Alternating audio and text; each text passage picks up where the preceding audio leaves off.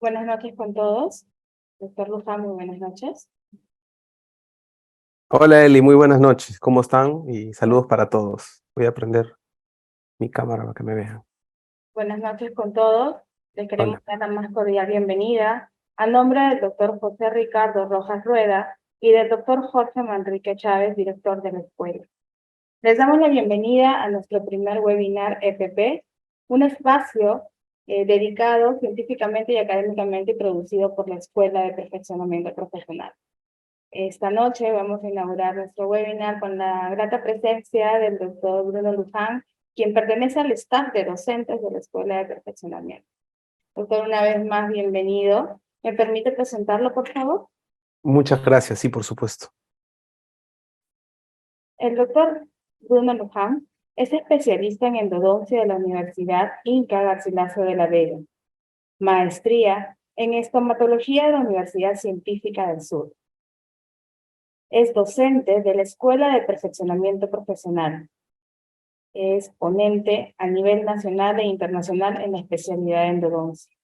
Miembro de la Sociedad Peruana de Endodoncia.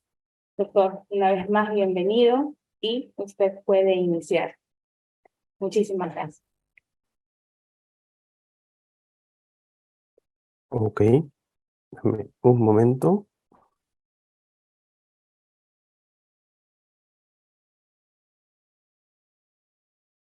Ver la pantalla y sobre todo el cursor, es importante. Sí, doctor, se ve perfectamente. Ok, listo. Vamos a dar inicio a la conferencia programada para el día de hoy, ¿sí? El día de hoy he querido plantearles o mostrarles una conferencia en el cual vamos a solucionar un problema muy común, práctica privada con los doctores en sus consultorios, que viene a ser el limado anticurvatura, ¿no? En este caso lo vamos a tratar de solucionar con limas manuales, que es lo primero que tenemos a la mano, ¿ok? Además que el es un complemento ideal y perfecto antes de empezar a utilizar el instrumental mecanizado, ya sea rotatorio o reciprocante. Por ende, es importante que ustedes sepan manejar esto, aprender a seleccionar los materiales y sobre todo tenerlos siempre a la mano y disponibles para que ustedes puedan trabajar bien. Si ustedes recuerdan, no hace mucho tiempo, será pues aproximadamente unos 20 años o hasta más, casi todo el trabajo era con endodoncias manuales.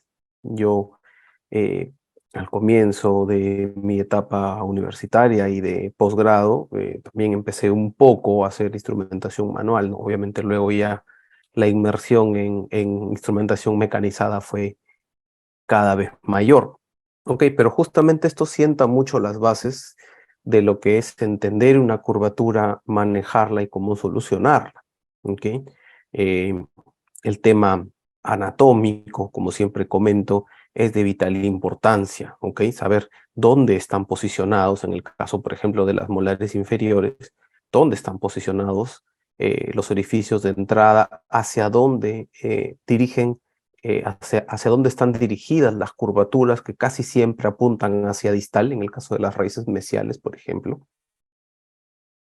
Estos canales curvos, como tenemos un conducto que puede ser mesiovestibular, puede ser mesiolingual, cualquiera de los dos, pero tenemos el otro que viene, da toda la vuelta y se le junta, digamos, como si fuera un complemento. Esto a simple vista parece inofensivo, pero en realidad aquí hay una gran curvatura, pero que anatómicamente se pierde porque está en una dimensión que radiográficamente no la vemos, ¿ok? Lo mismo puede pasar en cualquiera de los casos que les estoy mostrando tema anatómico y hacia dónde se están dirigiendo las curvaturas. Porque eso también nos va a ayudar a establecer un protocolo con el que vayamos a trabajar. Ahora, nosotros a lo largo de la historia de varios conceptos. Y hay un concepto muy importante en lo que respecta a preparación biomecánica. Para que nosotros tengamos éxito tenemos que respetar esta famosa triada que se llama la triada de Schilder, acuñada más o menos por el año 65. Tiene ya bastantes años, pero no deja de restarle importancia. Esto es algo que se aplica en instrumentación manual, en instrumentación rotatoria, en instrumentación reciprocante. En realidad no importa en lo que se prepare, es importante que nosotros hagamos limpieza, conformación y desinfección. Una cosa lleva a la otra, ¿sí? Siempre esta cosa lleva a la otra, y no puede haber, mejor dicho, para que exista desinfección, tiene que haber buena conformación y tiene que haber buena limpieza, ¿no? Por ejemplo, ¿no? Entonces no puede existir una sin la otra, no puede haber desinfección si no hay tampoco se ve buena limpieza, ¿ok? Muy importante, para eso también nuevamente, como les repito, tomo nuevamente a colación el hecho de que es importante el aprender a seleccionar con qué vamos a trabajar, ¿sí? Las limas manuales son de vital importancia en el procedimiento y tenerlas siempre a la mano nos va a ayudar muchísimo. Las limas manuales que nosotros, por ejemplo, vamos a manejar al diario, bueno, básicamente tenemos serie especial, tenemos primera serie, tenemos segunda serie, también tenemos tercera serie, una serie que, para serles honesto, hace muchísimos años que no veo, tal vez mis primeros años de posgrado o los últimos de mi pregrado, pude haber visto unas limas de tercera serie, la verdad que en la actualidad son reliquias o piezas de museo, casi ya no se utilizan. Ustedes preguntarán por qué, básicamente porque la tendencia actual es tratar de ser un poco más conservador, de desgastar menos las estructuras dentarias. Con esto no estoy diciendo que se deba preparar menos, ojo, son dos cosas totalmente diferentes, ¿ok? Ahora, yo lo que quiero enfatizar aquí son básicamente un detalle muy puntual, que es el uso de las limas de serie especial, ¿ok? La serie especial es el inicio del proceso que yo voy a hacer para empezar a preparar los canales radiculares, ¿sí? Inicio todo el procedimiento. Entonces, estas limas son vitales. La razón, estas son las limas que van a hacer algo que les voy a explicar a continuación, que es un cateterismo, una permeabilización, glide path, como quieran llamarla, una exploración del canal se hacen con limas de serie especial. Sobre todo con la lima 10, ¿ok? Que es tal vez de esa serie especial la más importante. Les voy a entregar a continuación un tip muy importante con respecto no solamente al uso de las limas, sino a su orden de uso. Yo personalmente trato de que estas limas, por ejemplo, la 6 y la 8, que son las más pequeñas y las más delgadas, trato de utilizarla la menor cantidad de tiempo posible. ¿Por qué, doctor? La verdad, son limas de delgada estructura, tienen muy poco núcleo, son muy finitas y por ende no tienen o dan mucha resistencia a la presión, a la fricción y al limado. Entonces son básicamente limas exploratorias de canales muy estrechos. Una vez que se gana el espacio, hay que intentar poner la subsiguiente lima, tratando de utilizar la menor cantidad de... Así evitamos que esta lima se fracture, se doble, se estrese y se fatigue, ¿no? Me gusta hacer mucho una exploración, un glide path, como quieran decirlo, largo. Mientras más largo, para mí, va a ser mejor. Puedo empezar con una lima 8, con una lima y puedo avanzar incluso hasta una lima 15 y en algunos casos para tener mucho control una 20, pero ya son pocos los casos. 8, 10 y 15 me parece que es un buen número para dejar un canal bastante permeable, ¿ok? Este tipo de ejercicios hacen que lo que tú vayas a escoger para preparar de ahí en adelante se dé con facilidad. ¿Y quién no quiere eso? Muchas veces, por más que tengamos instrumentos rotatorios, por más que tengamos diferentes mecanismos para preparar, incluso equipos para obturar, pero no llegamos a una buena longitud de trabajo. ¿Por qué? No porque no la sepamos determinar, ni porque no tomemos una placa, la perdemos en el camino. ¿Ok? Ese es el principal problema, la longitud de trabajo se pierde en el camino. Entonces, esta lima, la lima de Glypad de permeabilización, la lima pequeña, ¿ok? Busca mantener la permeabilidad. Tú empiezas a trabajar con un conducto a 20 milímetros y cada que pasas una lima manual, rotatoria o reciprocante, vuelves a pasar esta lima como para verificar que todo esté en orden, vas a tener éxito. ¿Por qué? Porque vas a mantener la permeabilidad del conducto. Y muy importante, por ejemplo, es mantener la longitud de trabajo asegura tu éxito en el procedimiento, ¿sí? Grábate esto. Mantener la longitud de trabajo va a guiar el éxito en tu procedimiento. Por ende, tú vas a mantener todo el orden. Bienvenido. O sea, eso también te ayuda a ver, supongamos, estás trabajando con un sistema y ves que el sistema con el que trabajas o la lima con la que trabajas no llega a la longitud que tú quieres que llegue. Hay que establecer otro protocolo. Hay que empezar a trabajar de una forma distinta. ¿Ok? Te das cuenta de la vital importancia que tiene este tipo de materiales. También guiar el camino de las estructuras. ¿Ok? Tiene muchas funciones esto. ¿Ok? Evitar el taponamiento, que ya te lo expliqué. Disminuir el riesgo de la fractura. ¿Cómo es esto, doctor? ¿Cómo es posible de que una simple lima manual pueda disminuir el riesgo de la fractura? Es simple. Esta lima, al ingresar dentro del canal, te va a ti a brindar información. Información importante. ¿Ok? Esta información importante que tú vas a sacar dentro del canal te va a ayudar a ti a establecer un protocolo de trabajo para que no fractures la lima. Te va a indicar hacia dónde está la curvatura, hacia dónde mira cuántas curvas hay, canal, por dónde puedes empezar a trabajar, por dónde puedes terminar de trabajar y así sucesivamente. Entonces es de vital importancia que tú conozcas la forma del canal, te ayuda a dar una correcta instrumentación, mejora la disponibilidad del irrigante, te brinda mucha seguridad y agilidad para preparar. Hay algo de lo cual, por ejemplo, no hemos hablado: disminuir riesgo de fractura. ¿Qué sucede o qué tiene que pasar para que un instrumento se fracture? Hay varios detalles. El primero, y uno de los más comunes, es la fractura por torsión. ¿Ok? Como su nombre lo dice, el instrumento se tuerce de tal manera que se rompe. Pero siendo más técnicos, siendo más exactos con el concepto, el instrumento va a sobrepasar su límite de elasticidad. ¿Ok? Vamos a definir varias cosas. Por ejemplo, todos los materiales tienen un módulo de elasticidad. Por poner un ejemplo, el metal tiene, en este caso, un módulo de elasticidad bastante bajo. Si, por ejemplo, vemos la fibra de vidrio, tiene un módulo de elasticidad mayor. La dentina tiene un módulo de elasticidad también mayor, o sea, que tiene la capacidad de flexar y volver a su sitio.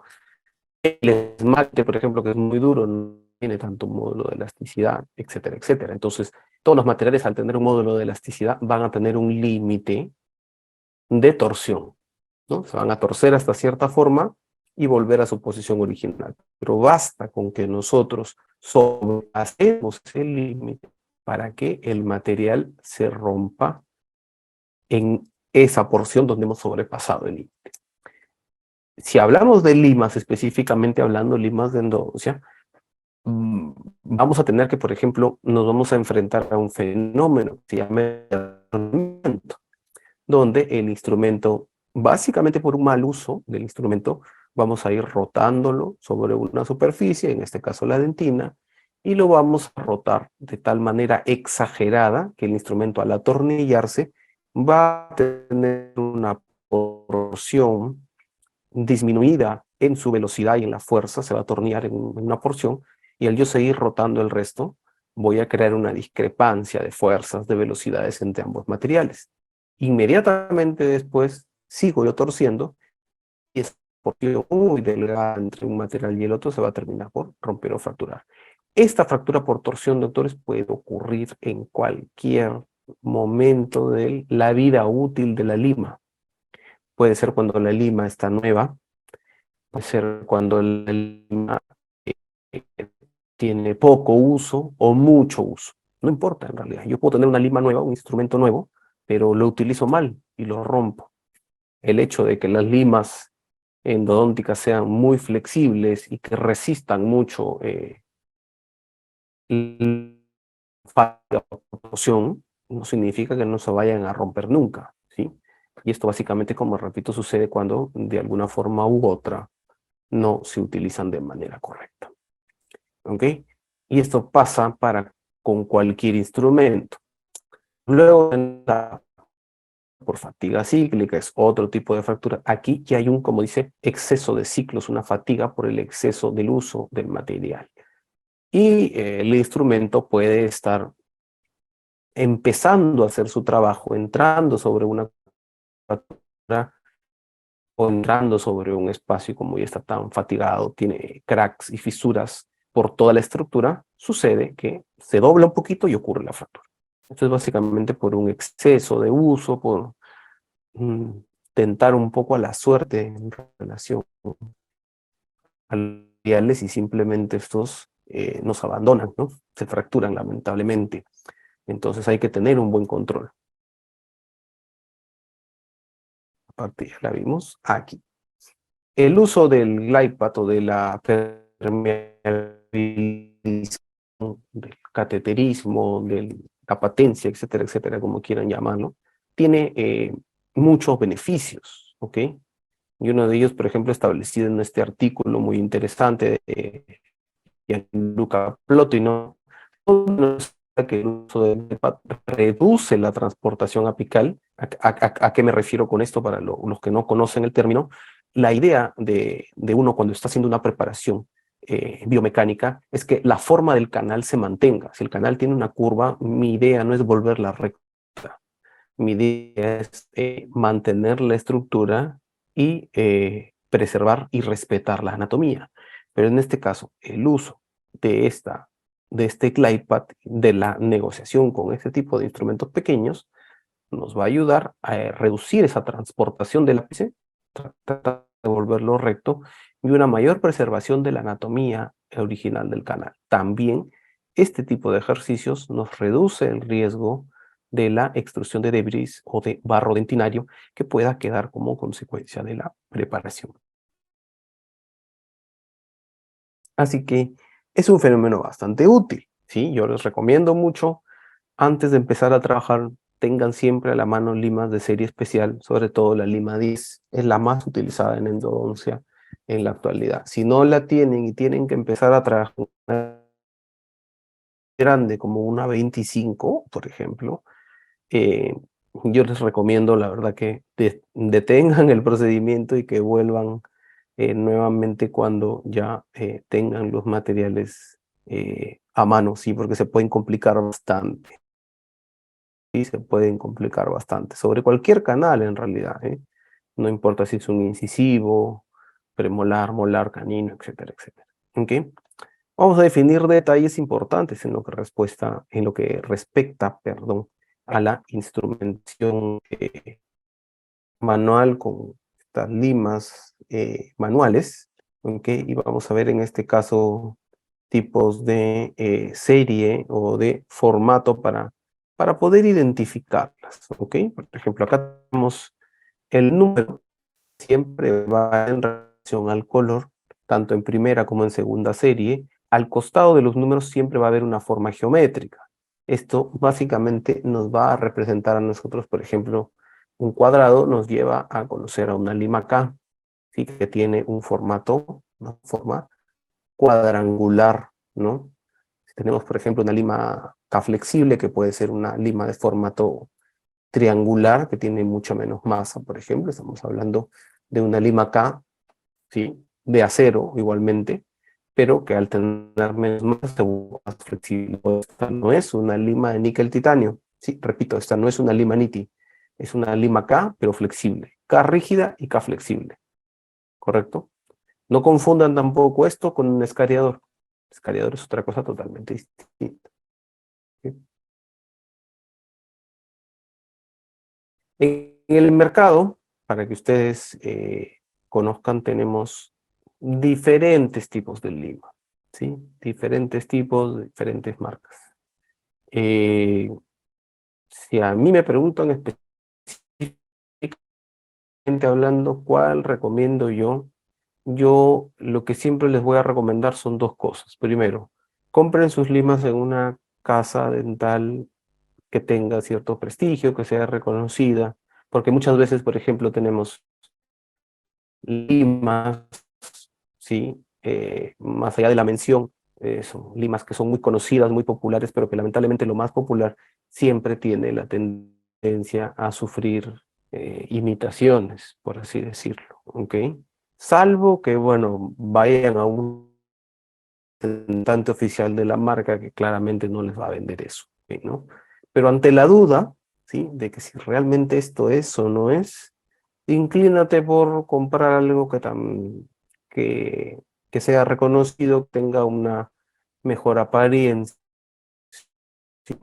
Y que pues no te vayan a vender gato por libre, porque lamentablemente te lo venden al precio como si fuera el original y no lo es, lamentablemente, ¿sí? Eh, Te recomiendo yo para trabajar en estos casos, por ejemplo, Limas K, ¿ok? Limas K de cualquier marca. También te recomiendo trabajar con K flexibles, que repito, K flexible o en la marca X, por ejemplo, que dicen Flex, Limas T Flex, no es Niti Flex, ¿ok? Doctor, ¿cómo la diferencia? Simple, acá dice Niti y aquí no dice Niti, acá dice K Flexofile, es una Lima K, y acá dice T-Flex y en ninguna parte dice que es de Niti. ¿Ok? Aquí sí dice que son limas de níquel titanio. Ya. ¿Por qué, doctor, usted no recomienda mucho trabajar con estas limas de níquel titanio? Porque son limas de níquel titanio muy flexibles que a la mano, ¿ok? No tienen mucha consistencia. A diferencia de una lima de níquel titanio rotatoria, es muy distinto, ¿no? Toma otra velocidad y tiene otro grosor. Yo prefiero mil veces que tú trabajes una curvatura con esta K flexible, con esta T flexible, o incluso acá tenemos de otra marca, Flexfile, ¿sí? Es una lima de acero, como ves aquí. Stainless steel es acero, acero inoxidable, pero que tiene una mayor flexibilidad para trabajar. ¿Cómo es que logra estas limas tener una mayor flexibilidad? Por lo que les acabo de mostrar, estamos frente a una lima que ya no es cuadrada como una lima acá convencional, como esta, sino es una lima que tiene una sección triangular, por ende tiene un punto de contacto menos, tiene menos masa, por ende tiende a ser más flexible, se puede trabajar con mayor flexibilidad. Por favor, de evitar las limas de níquel titanio. Las limas K de segunda serie, como la que está aquí, tienes que trabajarlas siempre en canales rectos, sobre todo. En curvaturas es un poquito complicado. Tratar de trabajar con esas K flexibles. Otro detalle importante que nosotros podemos y debemos hacer cuando manejamos instrumentación manual va a ser el hecho de hacer un desgaste compensatorio. Se explica muy fácil en estas imágenes, ¿ok? Si nosotros podemos ver aquí una molar superior, un inicio de trabajo bastante clásico, ¿sí? Donde vemos una lima con el acceso, ¿ok? Que dentro del canal no llega a la longitud de trabajo y sobre todo se logra ver a la lima que atraviesa toda la cámara y supongamos si este es un canal mesial, la lima tiende a reposar sobre el espacio distal. ¿Cuál es la razón? La guía de acceso, que es esta de aquí, está apuntando hacia distal. ¿Ok? Se dan cuenta, falta para la longitud de trabajo, la lima no entra con facilidad, tiene múltiples puntos donde tiene interferencias. Entonces, ¿en qué consiste el desgaste compensatorio? Vamos a graficarlo de la siguiente manera. Nosotros tenemos un eje radicular y también tenemos un eje de acceso, ¿ok? Que está aquí. Estas dos líneas forman un ángulo. Lo que nosotros vamos a buscar en este caso es ampliar el orificio de entrada, disminuir este ángulo de acceso con un dispositivo de baja velocidad, por ejemplo, una gate lead número 1, número 2, número 3, tal vez para desgastar este espacio en dirección contrario al eje de la raíz, ¿no? Aquí ya estamos empezando a hacer un limado, un tipo de limado anticurvatura, si se dan cuenta. ¿Okay? Estamos yendo a la contra de la dirección a donde va el eje radicular.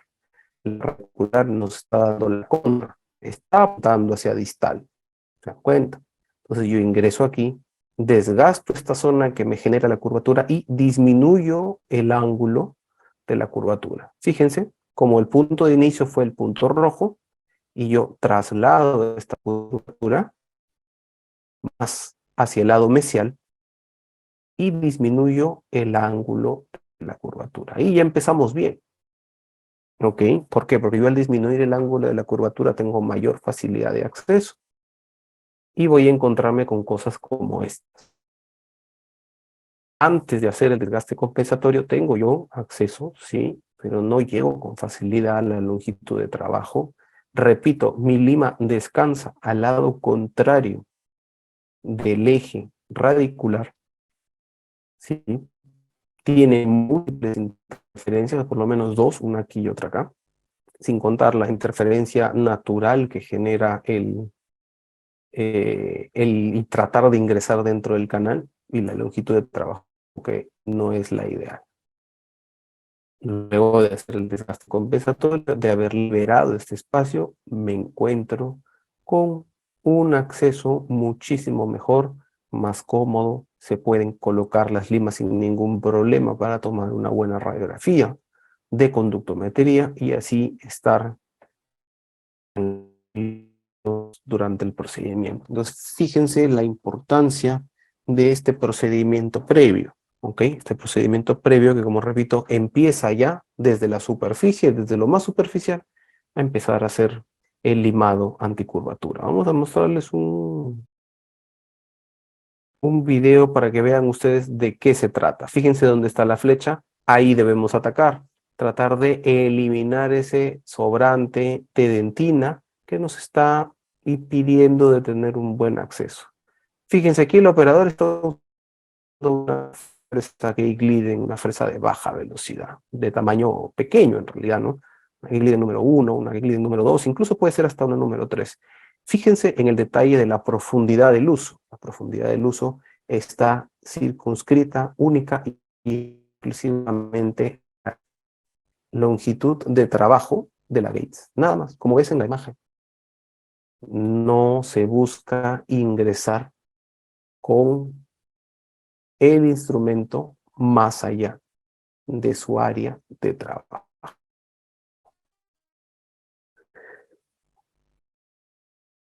¿Esto para qué? Para lograr de que el acceso sea mucho más cómodo y también que la longitud de trabajo sea mucho más fiel.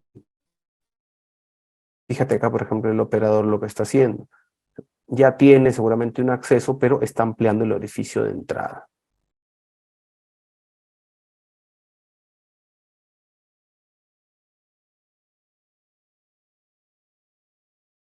Fíjate, por ejemplo, cómo es esto con una primera lima 10. La lima atraviesa toda el área de la cámara.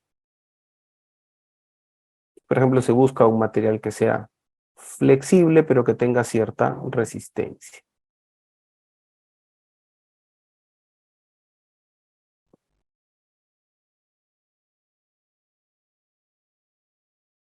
Y el operador ya vio el acceso, lo perfiló, dejó un mejor formato, e inmediatamente después busca el acceso, y el acceso es mucho más cómodo, mucho más fiel, y se puede repetir con facilidad, incluso encuentra los dos canales mesiales, mesiovestibular 1 y mesiovestibular 2. Es un trabajo bien hecho, bastante cómodo. Miren acá, ya se encontró el canal mesiovestibular, vamos a ubicar el cuarto conducto, ¿no? Tal vez se ubicó, sí, correcto, está ubicado, ya se sabe dónde está, pero vamos a pasar con estas gates para ampliar el espacio. Mucho cuidado, el instrumento se usa por pequeñas pulsaciones, cortas y por segundos, nada más, no se deja ahí mucho rato, ¿sí? Entra y sale, nada más. Yo creería que hasta la Gates número 3 es más que suficiente. Listo. Y ya lo tenemos ubicado.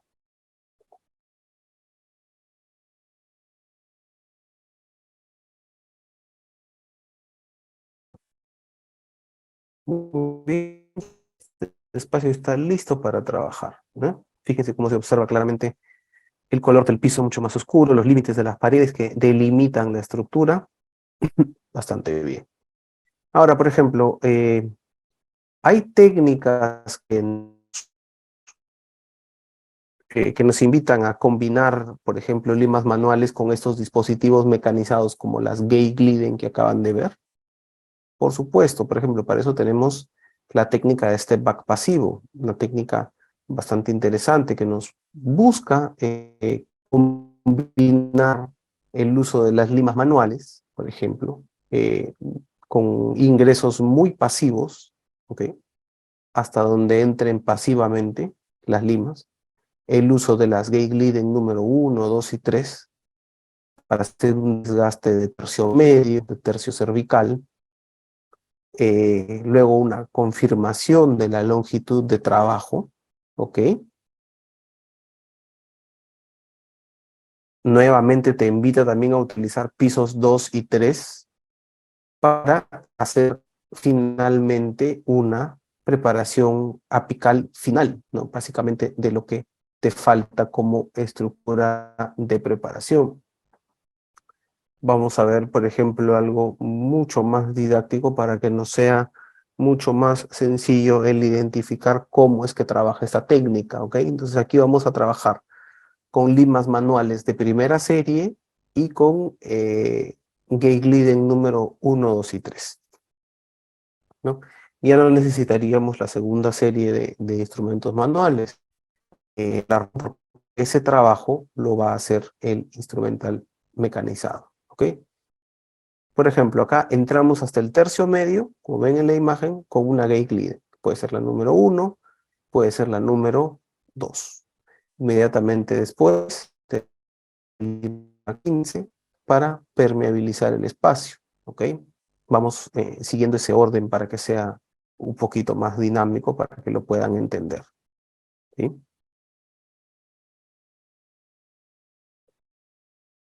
Estamos trabajando todavía un poco alejados de la longitud de trabajo.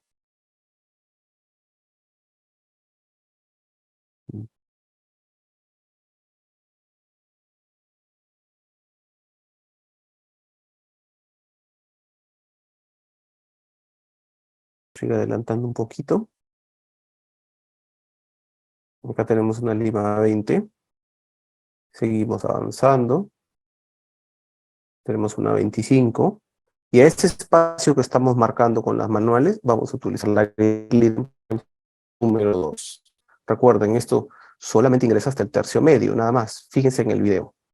¿Ok? Esto entra y sale y va ensanchando ese tercio medio. Luego tenemos la número 3. Seguimos ensanchando. Y aquí, después de haber, miren, este ingresa a 11, 13 milímetros, no ingresa más. ¿Sí? Gentilmente, sin hacerle fuerza. Ya preparé hasta aquí y aquí recién establezco la longitud de trabajo. ¿Por qué recién ahora, doctor? Pero no he tocado la parte apical. Y segundo, después de haber hecho todo este desgaste del tercio medio y cervical, la lima va a ingresar mucho más sencillo y la determinación de la longitud de trabajo va a ser mucho mejor y más cómoda. Va a ser mucho más simple. Habiendo determinado la longitud de trabajo radiográfica o electrónica, yo empiezo a ensanchar lo que me falta, que es la parte periapical, ¿ok? Con limas pequeñas, empiezo con 10, con 15, como está en el video, y voy aumentando poco a poco, ¿ok? Con 20, 25, y siempre es ideal llegar como mínimo hasta 30. ¿Sí? Calibre 30 es un buen calibre en lo que respecta a eliminación de estructura apical. ¿Okay? El 25 puede quedar cierto, pero el 30 me parece que es indiscutible, ¿no? Si nosotros tenemos un caso donde incluso tenemos dudas sobre algún tipo de procedimiento, puede ser tal vez por la falta de preparación de la parte apical. Así que es un detalle importante en lo que respecta al éxito, la determinación del diámetro apical y hasta dónde se va a trabajar, ¿no? Si quieren saberlo, hasta una lima 30. Una lima 30 es lo más aceptado, ¿ok? Entonces,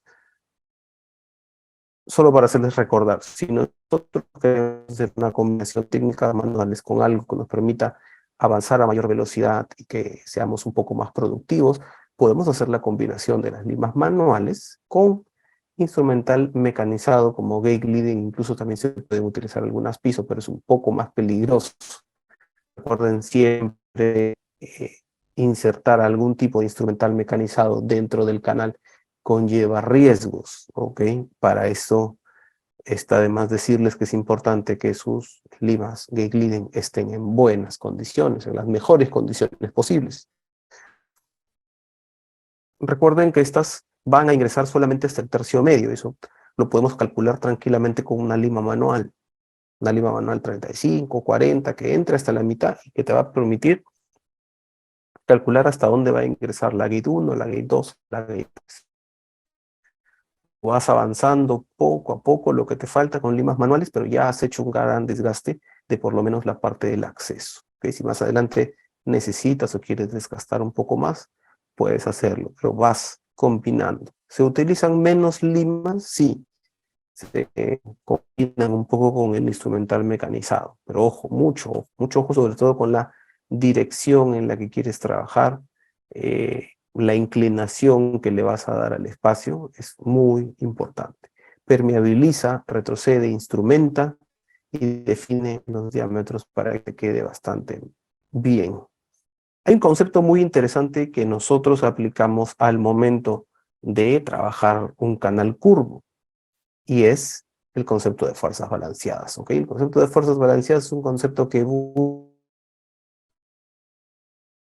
adaptarse a la forma natural del canal, a expandir su anatomía original sin alterar su geometría. Para esto utilizamos magnitudes de fuerza para mantener la lima dentro. ¿Cuáles son estas magnitudes de fuerza? Haciendo giros antihorarios con el instrumento manual. ¿Ok? Lo que vamos a ir haciendo son limados en sentido horario y antihorario para mantener la forma del canal. Esto es mejor hacerlo con las limas que les acabo de presentar o que les acabo de indicar, con las limas K flexibles, que repito, no son limas de níquel titanio, son limas de acero, son limas K, pero que son flexibles, tienen una mayor flexibilidad. ¿Por qué? Porque tienen el núcleo disminuido, el núcleo rebajado. ¿Ok? Por ende, se hacen mucho más flexibles. Fíjate, y para esto tenemos, por ejemplo, conocer un poco la anatomía de la curvatura, cuáles son más peligrosas, cuáles son más fáciles, entre comillas, de manejar. Y en realidad, las curvas más peligrosas son las que tienen, como ven aquí, el radio más pequeño, las más cortitas, las más chiquitas. Sí, doctores, esas son las más peligrosas porque esas son las que generan mayor tensión en la curvatura sobre un espacio pequeño, ¿ok? Como ven aquí, el espacio, el diámetro de la curvatura es muy pequeño, entonces ejercen mucha presión sobre la estructura, en este caso la lima, y lo que sucede justamente con la lima es que va a tener mucha presión en ese espacio y mayor tendencia a romperse, ¿ok? Por eso, importantísimo es conocer la anatomía, saber cuánto mide, ¿no? Uno a veces piensa que el canal, porque es más corto, es más fácil, Y la verdad que no, el canal, mientras más corto su curvatura es más afectada y, y puede afectar de la misma manera a las limas, ¿no? Entonces es importante analizar los radios de la curvatura. Eso no se vayan a olvidar, por favor. Es un detalle importante en relación al manejo del instrumental de las limas manuales con las que ustedes van a trabajar. ¿Qué sucede si yo, por ejemplo, hago una técnica de preparación manual poco ortodoxa, por así decirlo, donde simplemente ingreso la lima y la saco, ingreso la lima y la saco? Al fin de cuentas voy a crear espacios como este. El canal está preparado, al fin de cuentas. Sí, pero genera estos escalones, ¿sí? La lima siempre por fuerza de restitución va a volver a su forma original. ¿Cuál es la forma original de la lima? La forma original de la lima es estar recta, estirada. ¿Ok? Entonces, ¿cómo evitamos que se formen estos escalones? Haciendo el giro antihorario y así logrando que la preparación respete la anatomía. Fíjate, acá se nota claro cómo ensancha la forma anatómica sin sacrificar eh, la geometría o la anatomía del canal. Vamos a ver un videito para que vean cómo se desplaza, cómo se mueve la mano haciendo una dinámica de fuerzas balanceadas en la preparación para conductos curvos. Punto número 1, es lento, muy lento. Punto 2, se requiere de habilidad manual, ¿ok? Se requiere de habilidad manual. El operador tiene que adquirir esta habilidad de forma manual. ¿Con qué? Con la práctica, con el tiempo, con el aprendizaje, poco a poco, ¿sí? Al comienzo te va a doler la mano, los dedos, la muñeca, etcétera, etcétera. Sí, es muy probable, pero te va a traer grandes satisfacciones, ¿sí? El utilizar o el manejar la técnica de fuerzas balanceadas sobre estas estructuras curvas te va a permitir llegar a la longitud de trabajo de forma cómoda, a diferencia de que si lo hicieras simplemente con movimientos de pulsión y tracción, ¿sí? Eso es clarísimo, te va a ser mucho más fácil.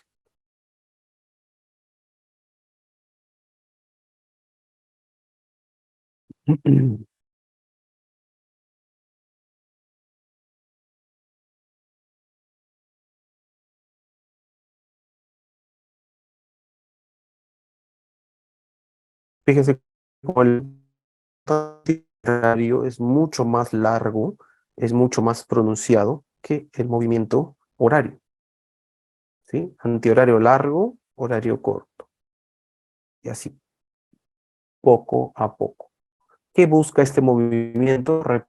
Que la lima se adapte al canal, que no transgreda la forma, ¿sí? Que el instrumento se amolde a la geometría, que no tengamos que estar perdiendo la forma y que lleguemos a la longitud de trabajo de forma cómoda.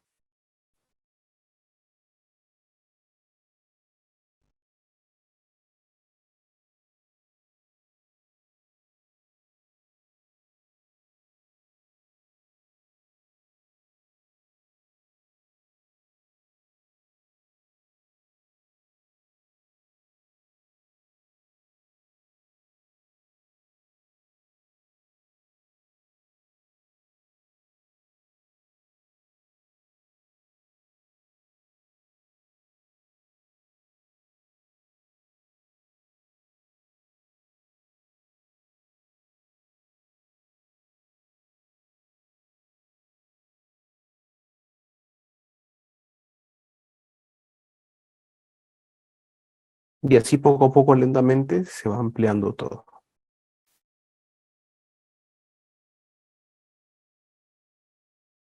Recuerden, por ejemplo, que si en el hipotético caso que nosotros querramos combinar la técnica que estamos trabajando a continuación con una técnica híbrida, como se le conoce a la utilización, por ejemplo, de instrumental tipo gate lead, tenemos que tener en consideración lo siguiente. Este instrumental solamente puede trabajar en la porción recta del canal. ¿Ok? Voy a... No sé si acá se podrá hacer algún tipo de dibujo. Bueno, me parece que no. La porción recta del canal se nota, ¿no? Supongamos, nosotros tenemos el orificio de ingreso por aquí y yo voy bajando y esta porción es recta y más o menos pierde la rectitud ahí. ¿Qué significa esto? Que si yo quiero utilizar de forma segura, las gate lead deben ingresar más o menos hasta ahí, no más.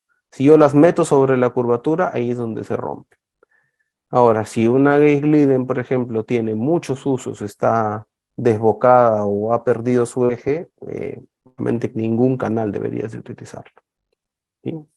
Una lima de exploración, por ejemplo, una lima 10 que ingrese aquí, trace la forma del canal y tú calcules cuánto mide el canal. Obviamente confirma la lima de permeabilización te va a permitir establecer cuál es la porción recta, dónde está la curva, dónde empieza, dónde termina, dónde puedes usar las gates, dónde no, dónde tienes que usar y qué tipo de lima. Si la curva es muy... La idea es que utilices limas K flexibles, no que utilices limas K. Doctor, el canal es recto. Bueno, utilizar limas K, no hay ningún problema. Pero repito, estos ejercicios previos que te acabo de comentar, permeabilización, desgaste compensatorio, ayudan a preparar el camino para lo que vayas a preparar y con el conocimiento anatómico, más las técnicas que te acabo de explicar, el procedimiento debería de ser muchísimo más cómodo. Te voy a mostrar algunos casos bastante interesantes que podía, por ejemplo, ir desarrollando. Por ejemplo, este es un caso muy particular, que lo hice con la técnica de fuerzas balanceadas. Caso antiguo, cuando recién estaba estudiando la especialidad. Esto, por ejemplo, es una combinación de limas K flexibles con gate leaders. Y lo recuerdo y lo veo perfectamente porque incluso acá yo puedo distinguir las marcas del instrumental tipo Gates, por ejemplo, que entraron hasta aquí, donde está el cursor, y fue un trabajo con limas manuales. Este, por ejemplo, es un canal distal bastante particular, una anatomía que en ese entonces para mí era poco común, pero que ahora ya se ha vuelto más, el famoso foramen excéntrico, ¿no? Donde claramente se logra ver la salida del canal mucho más arriba del centro de la raíz, ¿ok? Mucho más arriba del centro de la raíz y con una salida, con un escape de foramen lateral, ¿ok? Lo mismo, los canales mesiales se trabajan como con instrumental K flexible y con la famosa gate leaders, ¿ok? Con mucho control sobre esta zona, máximo hasta el tercio medio, no ingresan más porque es la porción recta. De ahí hacia abajo vamos trabajando con limas manuales. ¿Va a ser más fácil? Sí, porque ya liberas el espacio. ¿Okay? ¿Algún caso donde no se podrá? Seguramente, debe haber algún caso donde no se podrá. De eso me queda claro, ¿no? Hay cosas que no son para todos los casos, hay cosas en las que definitivamente siempre va a ser mejor un instrumento rotatorio o reciprocante, algo mecanizado, a diferencia de un instrumento manual y combinando, pero se pueden lograr grandes resultados con esto. Te muestro este caso. Este es un caso de no hace muchos años, tal vez 4 años o 3 años como máximo. Es un caso bastante particular desde mi punto de vista. ¿Por qué? Porque esta es una paciente que tiene unas molares bastante largas, ¿sí? Con unas anatomías bastante particulares. Sí, yo en este momento, por ejemplo, para este caso, no contaba con limas rotatorias de 31 milímetros, porque claramente estos canales medían como 27 o 28. ¿Ok? No tenía en ese momento. ¿Ok? La solución, La solución fue preparar hasta donde se permitía de forma rotatoria. Por ejemplo, acá se puede ver incluso algunas marcas de la preparación rotatoria con algún tipo de instrumento, ¿sí? Y lo que faltaba se hizo de forma manual, trabajando con la técnica de fuerzas balanceadas. Mientras, una tendencia siempre, mientras las raíces son más largas, los canales son más delgados. Permeabilizar estos dos canales fue muy complicado, ¿sí? Hasta que se logró trabajar hasta un diámetro 30 con las justas, ¿sí? Pero se aseguró trabajar con el diámetro 30 hasta esa porción. La verdad que fue bastante competitivo el caso, pero se logró, se pudo hacer, ¿sí? Lo hice hasta, repito, hasta una porción con limas rotatorias y la otra porción se hizo manualmente, ¿sí? Con limas largas utilizando técnica de... La técnica de fuerzas balanceadas también se utiliza mucho para sobrepase de instrumental fracturado. No es la única forma de Carlos, ¿sí? Tal vez no sea la mejor forma, porque la mejor forma siempre va a ser la de usar algún dispositivo tipo un ultrasonido o un lazo, por ejemplo, para jalarlos y extraerlos.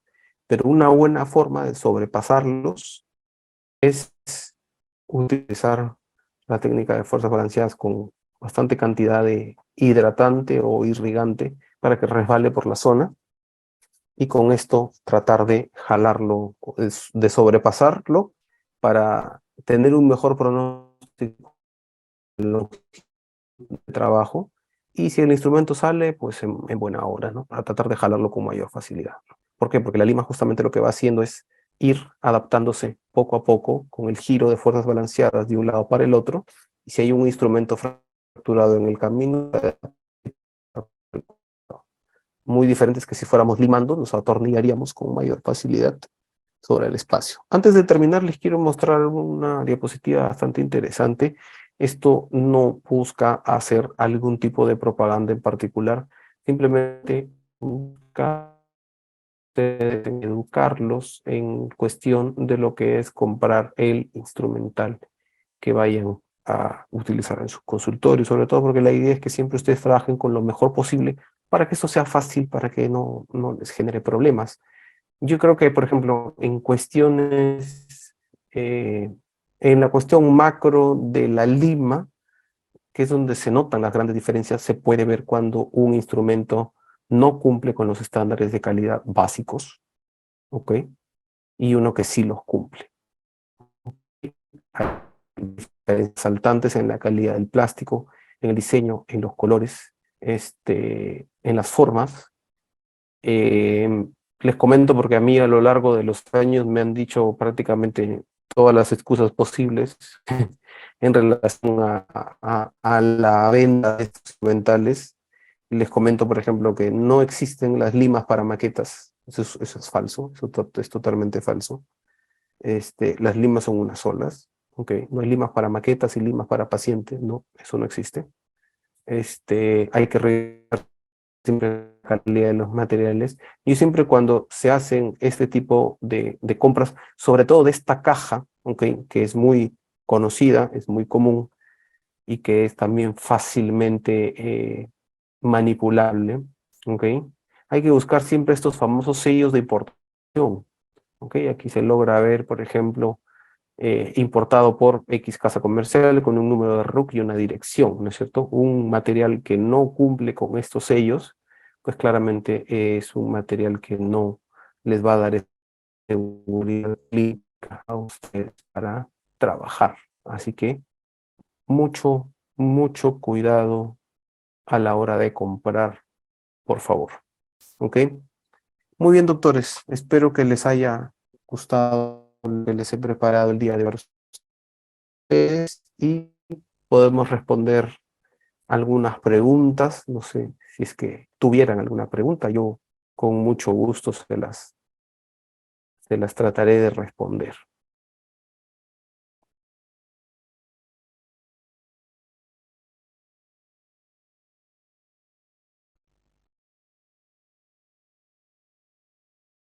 Doctor, aquí tenemos una pregunta. Dime. ¿Qué temas complementarios son de este curso? Se va a ver, perdón, ¿qué temas complementarios se van a tocar en el curso de endodoncia contemporánea? Bueno, en el curso de endodoncia contemporánea, básicamente lo que vemos es toda la estructura del proceso del tratamiento de conductos, desde la apertura, instrumentación manual rotatoria, reciprocante, irrigación, medicación. Estamos viendo una clase sobre anestesia pulpar también, obturación y retratamiento. Así que esos son todos los temas que estamos dando en el curso de 2 meses que estoy dictando. No sé si tenemos fecha tentativa de inicio, pero eh, es un curso completo, básicamente, que trata de abordar en cada una de las clases la mayor cantidad de tópicos posibles sobre los temas que acabo de describir. Doctor, una consulta. ¿Cuáles son los errores más frecuentes que ha evidenciado en el desarrollo de su práctica? Mira, un error muy frecuente que casi todos los principiantes cometen y por eso lo enfaticé en la clase de hoy, es el control, manejo y determinación de la longitud de trabajo. Casi todos los problemas en endodoncia nacen a partir de eso, ¿no? Porque a la mala longitud de trabajo, con una mala preparación, una mala obturación, mal pronóstico. Cuando la longitud de trabajo está bien, la preparación pues claramente va a estar bien. Tú no vas a preparar un canal sabiendo, trabajando con una regla que la longitud está mal, ¿no? Y vas a continuar, no vas a intentar de repararlo, ¿no? Entonces, como repito, lo más común que yo he visto en todo este tiempo, ya sea manejando manual, rotatorio o reciprocante, es la determinación, el mantener la longitud de trabajo. Si le pongo mucho en la determinación y mantenimiento de la longitud de trabajo. Doctor, nos consultan el tratamiento de una sola sección. ¿Cuál es la pregunta? El tratamiento de una sola sección. ¿El tratamiento de una sola sesión de qué? ¿De la endodoncia? Si se puede hacer en una sola sesión, Sí. ¿eso? Sí, el tratamiento de endodoncia se puede hacer en una sola sesión, dependiendo única y exclusivamente del diagnóstico. Si el diagnóstico te permite o te da las claves o las pautas para terminar una sola sesión, yo creería que sí, es posible. Pero si el procedimiento no es viable, como por ejemplo en caso de una infección, un absceso, una necrosis muy generalizada, muy estructura donde amerite una segunda sesión, yo creo que sí, pero todo va a depender directamente del tema diagnóstico. Doctor, una última pregunta y ya con esto cerramos. Sí, ¿Qué nos podría dar un alcance sobre lo que va a ser el desarrollo de su curso, por favor? sí, claro, por supuesto. El desarrollo del curso, como les comentaba, busca a ustedes instruirlos en todo el procedimiento, en las pautas del tratamiento de conductos. El tema aperturas camerales, el tema de la preparación, llámese manual, con instrumental rotatorio también, que tenemos en el Colegio de Lima, con los motores, determinación de la longitud de trabajo, que puede ser radiográfica o electrónica, la obturación, que ahora estamos trabajando con dispositivos de obturación termomecánica, que son muy eficientes, económicos, no necesitamos de mucho instrumental para tener una buena opción. Y conceptos teóricos también con el tema de retratamientos, con el tema como dije, de anestésicos pulpares, y todo eso para que mejoren el procedimiento en su práctica privada. Así que ya saben, están cordialmente invitados a participar.